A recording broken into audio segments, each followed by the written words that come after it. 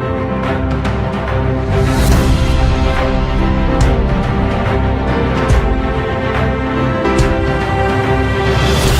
koki obino sobo sepelaka kolanda info lingala journal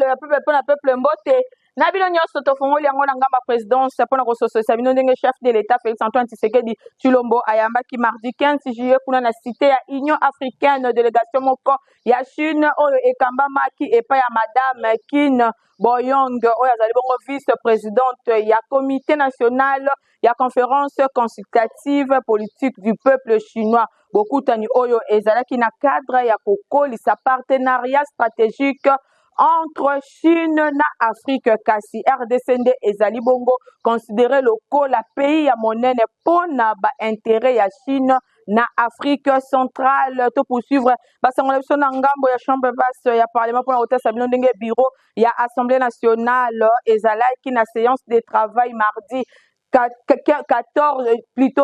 15 juillet 2025 na hôtel du fleuve ya vie province ya Kinshasa elongo na délégation ya panel ya facilitateur ya médiation africaine pour la paix et la stabilité na République démocratique du Congo. Héritier Mapindemi apesi bino ba détail.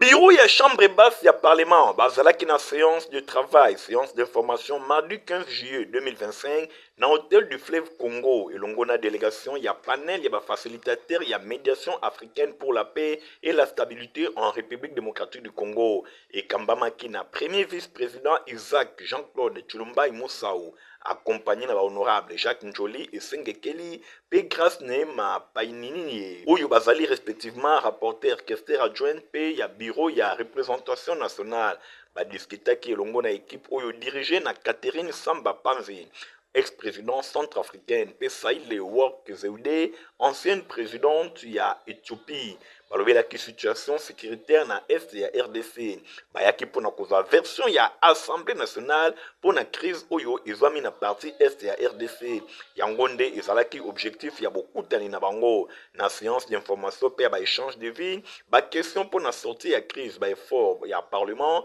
ya République démocratique du Congo appropriation ya population na accord ya Washington pe accompagnement ya Union africaine yango nyonso ezalaki abordé na ngambo mosusu ba discussion directe longo na bureau ya représentation nationale basaliniaki na dynamique ya appui na processus ya paix na partie orientale pour na consolider ba initiative ya résolution ya crise mingi penza vision ya président de la République Félix Antoine Tshisekedi Tshilombo oyo akambaki signature ya accord de paix entre RDC na Rwanda le 27 juin na Washington na facilitation ya ba États-Unis d'Amérique na kombo ya bureau boye premier vice-président ya Assemblée nationale Isaac Jean-Claude Tshilombo Moussao akumisaki engagement ba État africain oyo ba rejoindre ba initiative déjà entamée ya résolution 2773 ya Conseil de sécurité ya ONU pour na sortie ya crise sécuritaire et humanitaire depuis 30 ans pe grâce na séance ya information oyo et permettre ko clarifier position ya Union africaine.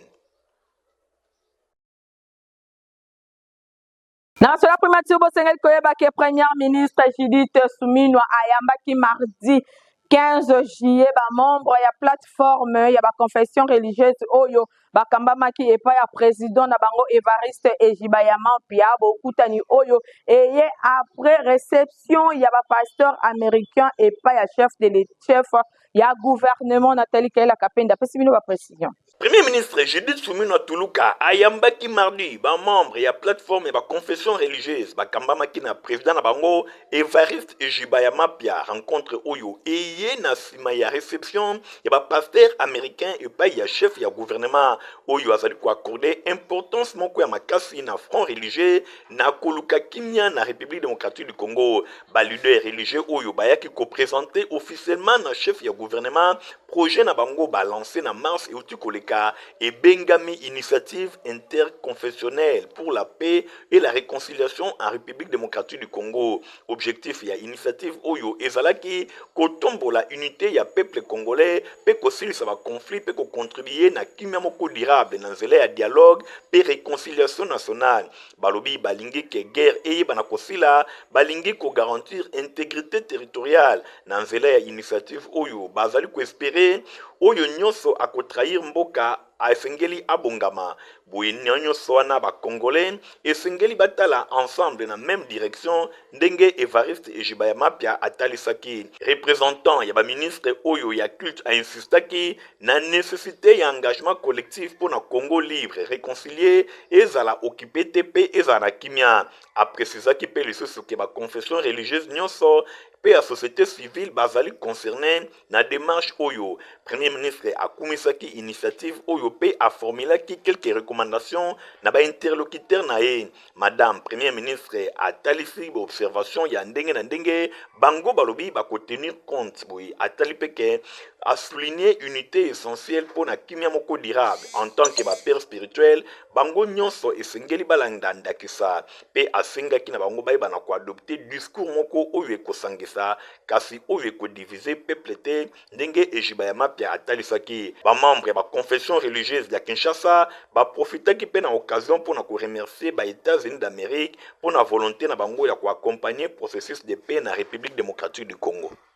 Na somususu osimba ke délégation ya Union congolaise ikona mokuse parti short ya président national vice-premier ministre Daniel Mukoko Samba bakitaki bongo la province ya Kwilu pona ko redynamiser l'activité ya parti na bango. Fabrice Ndombi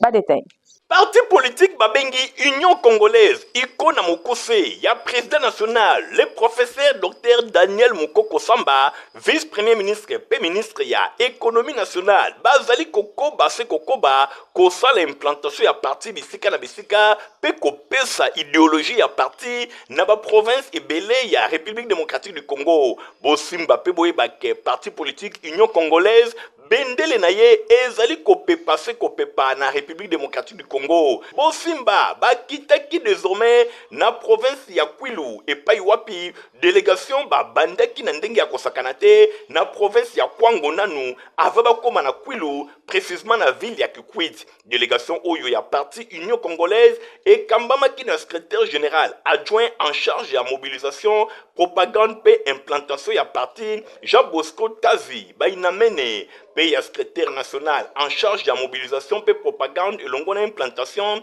Bruno Sevani pe tomonaki représentant ya école du parti Kingudi Livi Chancel, secrétaire exécutif provincial ya Kwango Alain Pila pe camarade Rigen Kabata, animateur national ya parti bango nyonso bakitaki na province ya Kwilu kasi babandaki nano na province ya Kwango epai wapi bayambamaki na ville ya Kenge na ndenge ya kosakana te kuna pe basalaki baaktivité ya ndenge na ndenge bamembre nyonso ya Union congolaise bautaki bisika na bisika bayaki koyoka eloko nini délégation ya ville ya Kinshasa ememeli bango.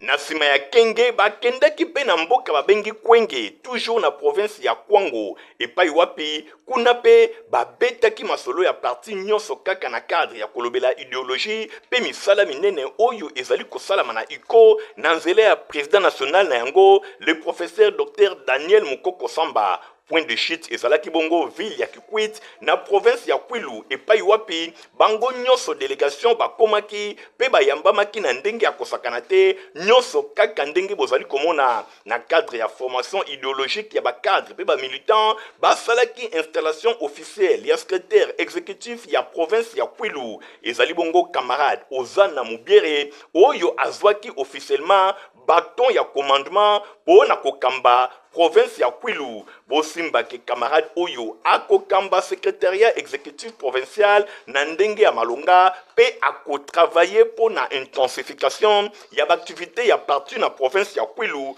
po ete makambo eyeba vraiment kovanda. Bosimba pe boyeba ke kuna pe sur place formation idéologique epesamaki epai ya Chancel Kingudi pe Bruno Sevani secrétaire général adjoint yende a clôturaki masolo na kobetaka masolo ya idéologie ya parti koloba iko elinginini idéologie ya UCO ezali nini nyonso na bokambimi ya président national le professeur Dr Daniel Mukoko Samba tomonaki pe sur place en tant que ressortissant ya province ya Kwilu camarade lokola Héraclé Kabwasa pe camarade Wivin bango nyonso marquaki présence na bango na province ya Kwilu pour na réussite ya événement oyo UCO Union Congolaise ndenge azali kokota bisika na bisika République démocratique du Congo drapeau ya UCO ezali kopepase kopepa. En tout cas, délégation ya bandeko ya UCO oyo bakambamaki na secrétaire général adjoint en charge de la mobilisation, propagande et implantation Jean Bosco Tazi bainamene elongo na bandeko nyonso mobembo na bango na Kwilu ezalaki vraiment réussite ville ya Kikwit et Kweyaki. Na enseignement bosimba ke inauguration ya complexe scolaire Mama Pemba de esalemaki kitoko école oyo ya fondation Neron Mbungu nyonso elekaki samedi 12 juillet kuna na siège ya école oyo ezwami na avenue Mwanga numéro 11 na quartier de la Paix na commune ya Kisanso Idon Tingi apesi nous détail.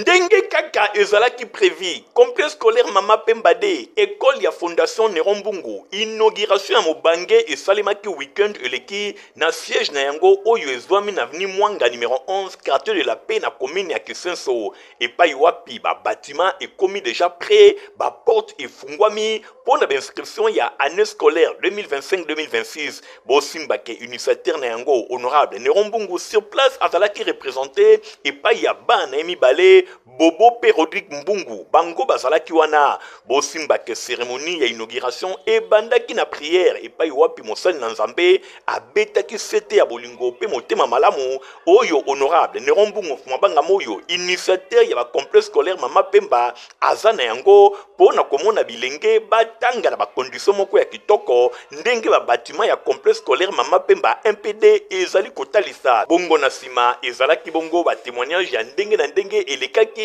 bakataki pe ruban symbolique bongo na sima basali na nzambe bazwaki possession ya esika oyo ba prière to ba intercession ya kafu esalemaki bosimba pe boyebake honorable Neron Mbungu mabanga moyo azalaka mosali na nzambe nde azali makasi na ye tango nyonso œuvre na ye ezalaka dédié epai ya nzambe ndenge bozali komona prière etokaki kotoka bongo na sima basali na nzambe basambelelaki Rodrigue pe Bobo Mbungu bango mutu barepresentaki honorable Neron Mbungu na sima visite guidée esalemaki pona kotala ba bâtiment ba salle de classe bien aéré etongami na ba condition moko ya kitoko bana complexe scolaire Mama Pemba de bakotanga lokola kaka bana complexe scolaire Mama Pemba 1 batangaka nyonso wana na bokasi ya yemoko honorable Neron Mbungu na makasi oyo azali kotia yango na likambo etali éducation na micro ya Info Lingala boyo kabandeko ndenge balobi tonda njaba apesi biso eve oyo na initiative ya honorable Neron Mbungu que vive Mama Pemba de pour que par la gloire de Dieu et l'initiative du Seigneur tous les enfants qui vont y étudier ici et tous les personnels qui vont travailler ici soient entre la protection de Dieu. Pour nanga œuvre ou vraiment da fierté nanga non personnellement nga moko na bon avenir nanga à travers mon conduit son excellence on a bien plus que papa il a quoi ça les biso vraiment ça me bat droit au cœur donc plaisir à trop pour na baliki wa biso bazwa na ciment babano a biso ndenge ba ko éducation vraiment ba ko l'air bien éduqué parce que déjà Mama Pemba de parce que un déjà ils ont ranassé na bikanga ou ils ont deuxième nango vraiment ils ont fierté na biso mono oui mwana ya honorable Neron Mbungu Rodrigue Mbungu oyo azali promoteur ya complexe scolaire Mama Pemba azanga kite kopesa ba précision surtout comme ici nzambe mettre le temps et les circonstances pour un journal lelo ezalaki facilité pour na biso na buto lelo makambo komela biso mais nzambe apesi biso kaka makasi ya ko zala na milulu ya lelo ezalaki inauguration ya complexe scolaire Mama Pemba de toujours ba initiative ya son excellence Mbungu Neron accompagné na équipe na Mobimba nde kaka alobaka ke présent ya kaka na nselema bosimba ke institut technologique de météorologie itemat na mokuse bafongoli déjà baporte na bango mpo na bainscription ya année scolaire 2025-2026. Stéphanas Kande, Michael Bustoto. Pour assurer éducation ya mwana ne garantir malonga moboti nyonso alengelaka yokelaka eloko yo. Institut technique de météorologie aviation et télécommunication itemat ndolo na mokuse afongoli porte na bainscription oyo eza kosalema ofele veut dire gratuite pour l'année scolaire 2025-2026. et kaka ozwa déjà formulaire na yo kitoko pe okomisa mwana na yo kobanda na classe ya 7e ti na 6e des humanités. Bana nyonso oyo basilisi primaire itemat ndolo eza kozela bino moboti kozela te kuna basection eza ebele aviation civile, électricité générale, mécanique générale pe électronique oyo bokozwa na kati 3 options mokoka lokola radio transmission, commutation pe électronique industrielle. Mwana ye moko kaka sala choix na ye formation de affaires ya itemat oyo esalaka ke soki mwana asilisi awa akoki komonte misala na ye moko kitoko to akoki deja kotravailler na baentreprise en tant que vrai technicien. Baprofession awa kale na ndenge ya nyama welisa inscription eza ofele Samedi 19 juillet 2025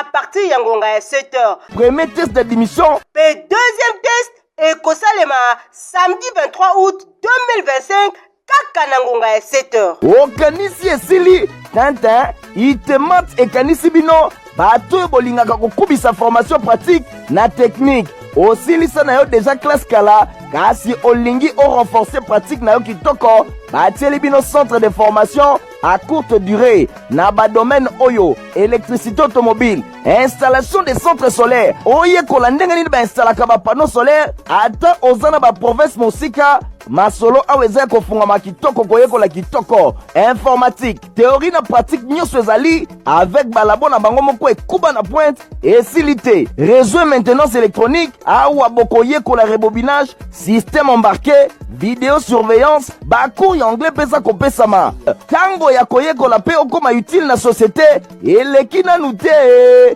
bolekaka deja na babiro ya itemat ndolo oyo esomi na kati ya istandolo avenue aérodrome numéro 3930 quartier ndolo na commune ya barumbu. Itemat ndolo mfumu ya formation technique.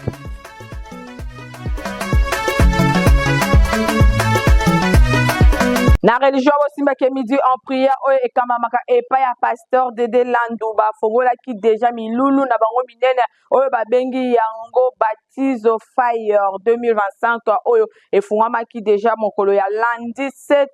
juillet pe clôture dango ekosalema dimanche 27 juillet 2025 kuna na palais du peuple. Kele o bana na nzambe mbote boyoka sikoyo sango malamu oyo na memeli bino midi en prière na bokambemi ya pasteur Dede Landu babengisi bana na nzambe nyonso na 21 jours de jeûne et prière oyo babengi yango Baptizo Fire 2025. Yepai wapi ekobanda lundi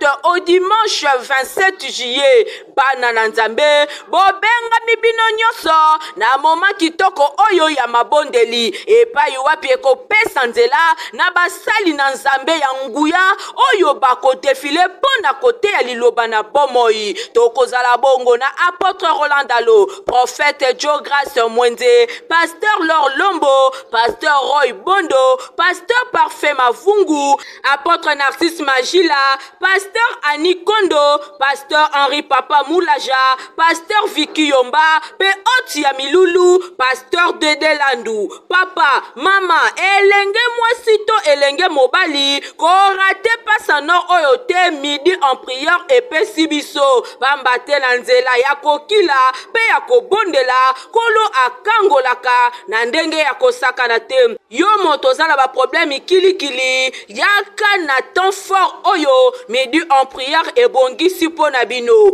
Baptizo Fire 2025, okozala délivré totalement. Mwana mama, yoka, Baptizo Fire 2025. 2025 oyo ekosalema na 3 vacations, c'est-à-dire na tongo na ngonga ya 5h30 kino 7h15 ekobanda koleka na page Facebook ya Pasteur de Delandu. Deuxième vacation ekobanda koleka na midi en prière, pe troisième ekobanda kosalema na ngonga ya 16h kuna na église mission apostolique Golgotha oyo ezwami na commune ya Kasavubu, référence rond-point Kimpwanza. Baptise au fire, baptise au feu, baptise au moto. En tout Baptise cas, au fire match est 2025. Population afandi na quartier Pululumbango na commune ya Selembao aza na ba difficulté ebele ba reporter ya info lingala babeta kitour kuna grâce poba. Par quartier ebele na ville ya Kinshasa, population azo vivre na ndenge ya malamu te, ebele bazali komituna soki bazalaka na Kinshasa to na province ndakisa awa tozali na quartier Pululumbambu, bureau du quartier Kutu ezate, makadam ezate, mai pasi, courant pasi, voire même wenze ya kosomba biloko ezate, ebele kati na bango bakenda kati makala po na kosomba biloko. Na passage ya ba reporter ya info lingala, journal à peuple po na peuple, population alobaki boy. To vivaka na ba difficulté mingi ya makasi na direction biso bongo. Na direction na biso bongo to ba difficulté ya makasi koleka na direction oyo. Tozosenga lokola bazobongisa ba direction minene. Bazokotisa na bango makadam. Biso pe tozosenga na chef de l'État na gouverneur de la ville Daniel Bumba. Ata ela biso direction oboko. Direction oyo eza direction munene ndongo zomona ngobo ekenda ti bypass soki basali biso ngo pende koti makadam ekozala na esengo moko ya makasi koleka oyo tosenga na bakonzi nde baraisonne badirection mosusu nde tomona bakomine mosusu bazosala baya kosalela biso mpe direction nze tofabika yango te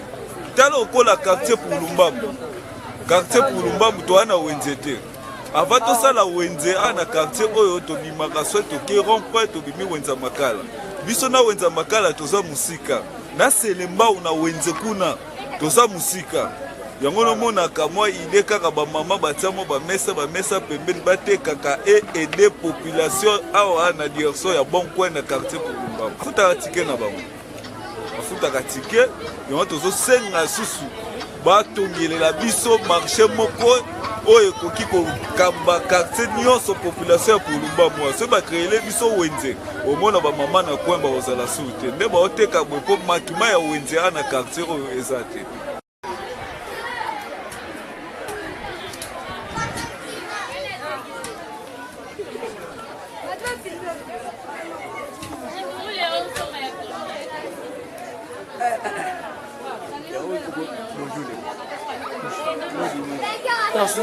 Quartier Sakombi pe Maenge na commune ya Kimanteke, population aza na ba problème makasi na likambo etali bongo mai. Na quartier Fimina Avenue Mathieu na commune ya Bumbu, population ya quartier oyo basalelaka kaka mai ya forage, mais mai yango pe bamelaka yango te kasi esungaka bango kaka na misala ya kosukola bilamba nzoto pe konika basani. Kobanda basala route ya elengesa ti lelo batu ya régie des eaux bazongisa batiote yango population asengi na bagent ya régie des eaux bazwa responsabilité na bango pe bazongisela bango batio laki na difficulté ya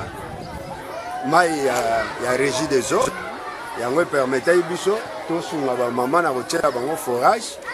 pour que edaka bango na mwa misala mais pona komela batio ezalaka ao tango baosala nzela batio nyonso babiza yango donc babebisa mai ya pompe ezala asute bamama bakoma koluka mai ya pompe mosika kuna kota ngunza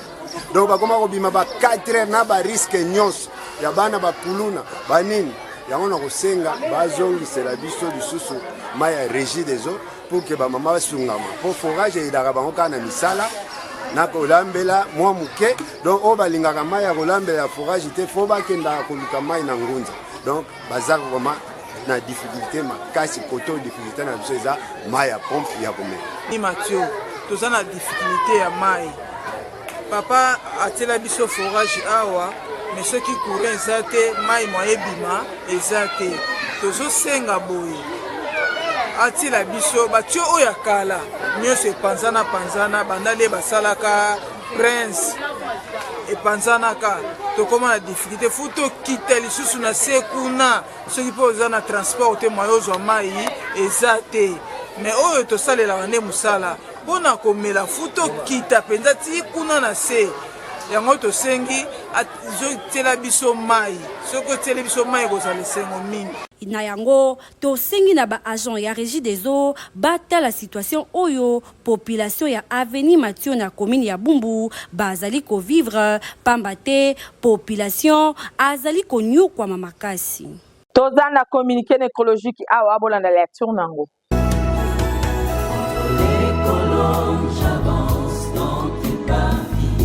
Honorable Néron Mbungu azana mawa ya koyebisa na bandeko baninga pe bayebani na ye nyonso liwa ya grande sœur na ye Madame Elali Mbungu Mbadu ye akufaki bongo na butu ya vendredi tokoma tongo ya samedi 12 juillet 2025 awa na ville ya Kinshasa na sima ya Bokono. Programme ya matanga ezali boye. Vendredi 18 juillet 2025 veillée mortuaire ekosalema na flat ya honorable Néron Mbungu oyo ezwami na quartier Mutoto numéro 31 na commune ya Matete.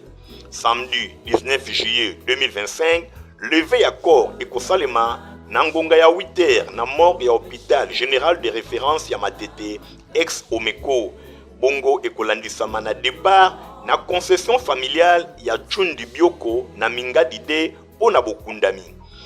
Ba cérémonie funéraire nyonso ekosalema sur place. Bosimba pe boyebake ba bis ekozala stationné à partir ya 7h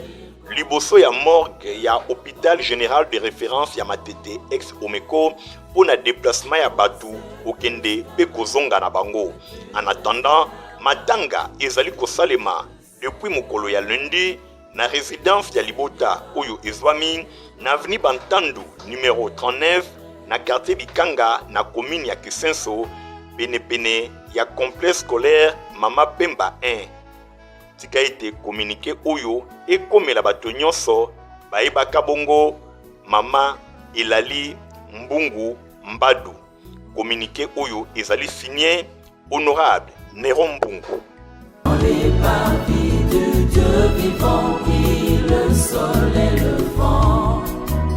qui nous remplit de... En tout cas, rédaction Mobimba ya info linga les autres présentés par condoléances na honorable Néron Mbungu oyo abungi sinde konaye bo sosoli ka info lingala ya mercredi 16 juillet yango et comme il a souhaité pas nazala ki na essence makasi ya ko présenter les bino ceux qui bo apprécier qui on peut ça merci na Nathalie Kaila Kapenda oyo azala ki na édition pa fazaki assisté par ya Grâce Poba na sima ya caméra tozala ki bongo na Igor Tsingi montage et sima ma ki bongo na Fabrice Lundombi journal peu pour na peuple zaka supervisé et pas ya héritier Mapinde Mbande Kopoti Kala Malam au revoir.